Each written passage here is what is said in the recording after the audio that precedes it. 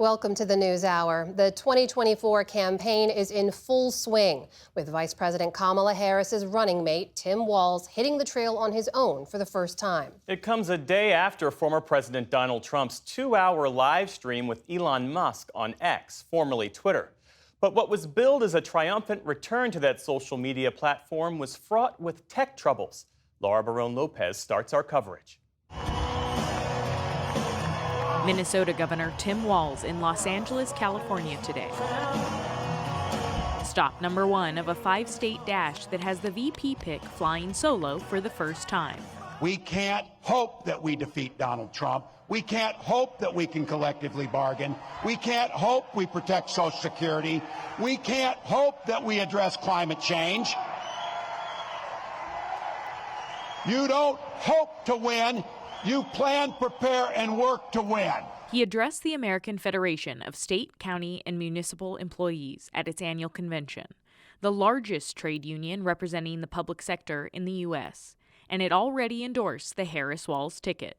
We know exactly who built this country.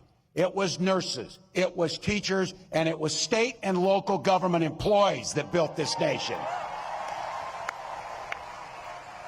People in this room built the middle class. Thank you, ask me.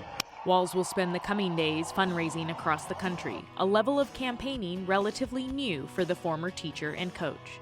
Meanwhile, for Trump, Biden actually did something that was impossible. Both sides hate him. A return to X, the social media platform previously known as Twitter, that banned him after the January 6th insurrection because of the risk of further incitement of violence. The site's current owner, Elon Musk, who endorsed Trump last month, hosting the former president last night for a high-profile interview. My apologies for the late start. But it was plagued with glitches. Musk, without evidence, blamed a nearly 40-minute delay on a distributed denial of service attack. Once the stream finally got going, Trump got rambling. He again praised modern dictators. Elon, I know every one of them, and I know them well. I know Putin, I know President Xi, I know Kim Jong-un of North Korea. I know every one of them. They're at the top of their game. They're tough, they're smart, they're vicious, and they're going to protect their country. In stark contrast to Walz's appeal to workers, Trump applauded Musk, who is also the CEO of Tesla, for firing his employees who went on strike.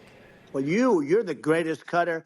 I mean, I look at what you do. You walk in and you just say, you want to quit? They go on strike. I won't mention the name of the company, but they go on strike, and you say, that's okay, you're all gone.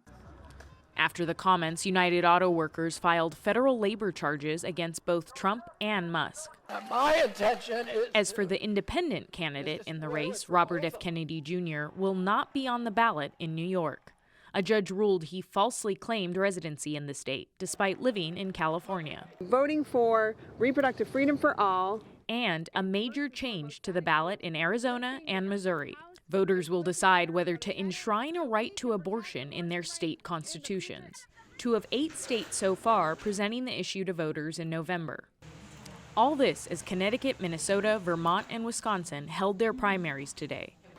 Voters heading to the polls for a say in key congressional races, including Minnesota Representative Ilhan Omar, the latest Progressive Squad member fighting a challenge to her seat. For the PBS NewsHour, I'm Laura Barone-Lopez.